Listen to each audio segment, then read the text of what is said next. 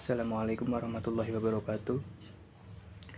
Di sini kami akan menjawab pertanyaan dari masing-masing kelompok dari kelompok 1, 2, 3, 4, dan 6. Kami dari kelompok 5 akan menjawab terkait pertanyaan observasi kemarin tentang nilai religi, kejujuran, dan tanggung jawab. Sebelumnya kami izin memperkenalkan diri terlebih dahulu. Saya Muhammad Nur Arifin selaku moderator, ada Sarah Kartikasari, Agis Rizdayanti, Sinta, Rido Arizal, Apriliani, Abela Garwi Yuenda, Nur Fitrianisi, dan Dipa Verina Ananda.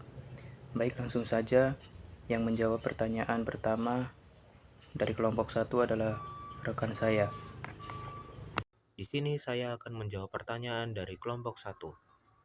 Dengan pertanyaan, beri contoh bagaimana seorang guru dapat mengintegrasikan nilai religius ke dalam pembelajaran matematika. Ada beberapa contoh bagaimana seorang guru dapat mengintegrasikan nilai religius ke dalam pembelajaran matematika.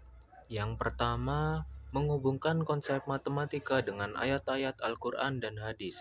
Guru dapat mengajarkan konsep bilangan ganjil dan genap dengan mengaitkannya dengan ayat Al-Quran yang menyebutkan tentang penciptaan langit dan bumi dalam jumlah ganjil dan genap. Guru dapat mengajarkan konsep zakat dengan memberikan contoh perhitungan zakat harta benda dan zakat fitrah. Yang kedua, menggunakan contoh-contoh dari kehidupan sehari-hari yang berkaitan dengan nilai-nilai religius. Guru dapat memberikan contoh soal matematika yang berkaitan dengan ibadah, seperti menghitung jumlah rakaat, sholat, menghitung zakat, atau menghitung lama puasa. Guru dapat mengajak siswa untuk melakukan proyek matematika yang berkaitan dengan nilai-nilai religius, seperti membuat kalender sholat, menghitung arah kiblat, atau merancang denah masjid. Yang ketiga, menanamkan karakter religius melalui pembelajaran matematika. Guru dapat membiasakan siswa untuk berdoa sebelum memulai pembelajaran matematika. Guru dapat mengajarkan siswa untuk bersyukur atas kemampuan mereka dalam memahami matematika. Guru dapat mengingatkan siswa untuk selalu jujur dan amanah dalam mengerjakan soal matematika. Baik, di sini saya akan menjawab pertanyaan dari kelompok 2, yaitu apakah ada konflik antara ilmu pengetahuan dan agama dan bagaimana menyeimbangkan keduanya di sekolah? Jawabannya ada, karena perbedaan fundamental dalam pendekatan terhadap pemahaman dunia, ilmu pengetahuan didasarkan pada metode ilmiah yang mengutamakan eksperimen dan bukti empiris, sedangkan agama itu dalam didasarkan pada keyakinan, wahyu, dan tradisi spiritual. Namun tidak semua orang setuju bahwa ada konflik di antara ilmu pengetahuan dan agama. Ada beberapa langkah yang bisa dilakukan untuk menyeimbangkan keduanya di sekolah, yaitu yang pertama, kurikulum berimbang. Pastikan kurikulum mencangkup pengetahuan ilmiah yang solid dan diperoleh dari metode ilmiah yang diterima secara luas. Kedua, yaitu tentang kelas terpisah. Mengajarkan ilmu pengetahuan dan agama dalam kelas yang berpisah bisa membantu menghindari kebingungan. Yang ketiga, yaitu tentang penghormatan terhadap keyakinan. Maksudnya di sini nih guru harus menghormati dan mengakui keberagaman kepercayaan di kelas. Yang keempat yaitu tentang pemikiran kritis. Dengan dorongan siswa untuk berpikir kritis dan mengeksplorasi berbagai perspektif. Yang kelima yaitu tentang interdisipliner.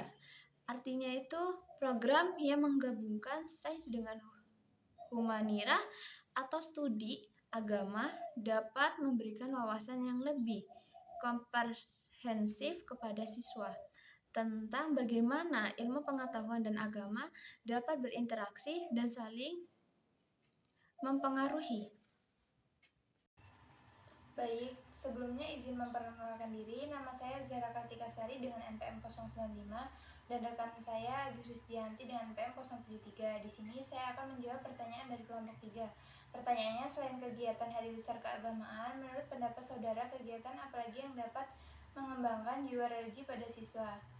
Baik, selain kegiatan Hari Besar Keagamaan, masih banyak kegiatan lain yang dapat dilakukan untuk mengembangkan jiwa religi pada siswa. Contohnya seperti yang pertama, mengadakan kegiatan rutin pembiasaan, yaitu membiasakan siswa untuk melakukan amalan-amalan agama setiap hari seperti berdoa terlebih dahulu sebelum memulai pelajaran, salat 5 waktu, membaca Al-Quran, dan berzikir. Kemudian kegiatan ekstrakurikuler, yaitu menyelenggarakan kegiatan ekstrakurikuler keagamaan seperti madrasah diniyah, kajian Islam, membaca Al-Quran, dan tahfiz. Kemudian Pildacil, yaitu pelatihan dakwah cilik. Baik, di sini saya akan menambahkan jawaban pertanyaan dari kelompok 3. Di sini ada kegiatan non rutin. Kegiatan keagamaan seperti mengadakan pesantren kilat, lomba menghafal surat-surat pendek, dan bakti sosial. Lalu ada juga kunjungan ke tempat-tempat ibadah seperti mengunjungi masjid, gereja, pura, dan viraha. Di sini tujuannya untuk memperkenalkan kepada siswa pada praktik keagamaan dan nilai-nilai toleransi antar agama dengan berbagai agama dan budaya. Lalu ada mengembangkan jiwa religi pada siswa. Mengembangkan jiwa religi pada siswa itu sangat penting karena dapat membentuk karakter yang baik. Nilai-nilai agama seperti kejujuran, kasih sayang, keadilan, dan tanggung jawab. Lalu dengan memahami dan mengamalkan nilai-nilai agama kepada siswa ini dapat menjadikan siswa pribadi yang lebih bermoral, beretika, dan bertanggung jawab. Selanjutnya pertanyaan dari kelompok 4. Pertanyaannya, dalam simpulan dikatakan bahwa karakter siswa yang masih kurang baik di antara teman sebayanya.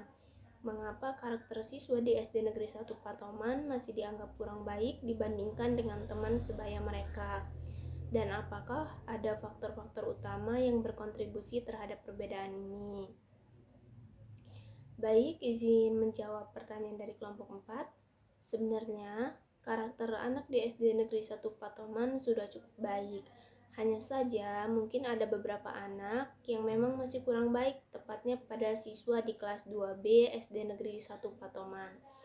Beberapa siswa tersebut dikatakan kurang baik, yaitu sebabnya dikarenakan karena mungkin ucapan dan perlakuannya berbeda dengan teman lainnya yang lebih sopan dalam berkata dan bersikap. Jadi selanjutnya faktor penyebab utama yang membedakan antara anak tersebut dengan anak lainnya yaitu terletak pada lingkungan keluarga atau lingkungan sekitarnya, di mana keluarga adalah salah satu hal terpenting dari proses tumbuh kembangnya perilaku anak didik yang cepat sekali mereka tiru, baik dari perilaku baik buruk yang mereka ketahui dan lihat pada lingkungan sekitarnya. Oleh karena itu, orang tua dan guru dituntut untuk selalu peka pada keadaan anak didiknya dan memberi perhatian lebih, baik lagi dari sisi pengawasan pada saat di sekolah. Baik, terima kasih. Baik, saya di sini akan menjawab pertanyaan dari kelompok 6. Pertanyaannya yaitu, bagaimana guru dapat membantu siswa dalam mengembangkan karakter religius? Jelaskan. Guru memiliki peran penting dalam membantu siswa mengembangkan karakter religius. Ada beberapa cara yang dapat dilakukan, yaitu yang pertama, menjadi teladan. Guru harus menjadi teladan dalam hal perilaku dan sikap yang mencerminkan nilai-nilai religius. Misalnya menunjukkan kejujuran, kesabaran, dan kasih sayang dalam interaksi sehari-hari. Yang kedua ada lingkungan sekolah yang mendukung. Menciptakan lingkungan sekolah yang kondusif untuk pengembangan karakter religius, ini bisa mencakup kegiatan keagamaan rutin seperti doa bersama, perayaan hari besar keagamaan, dan kajian-kajian keagamaan. Yang ketiga, aktif ekstrakurikuler. Mengadakan kegiatan ekstrakurikuler yang berfokus pada pengembangan nilai-nilai religius seperti kelompok pengajian, paduan suara, gereja, atau kegiatan sosial yang dilandasi semangat keagamaan.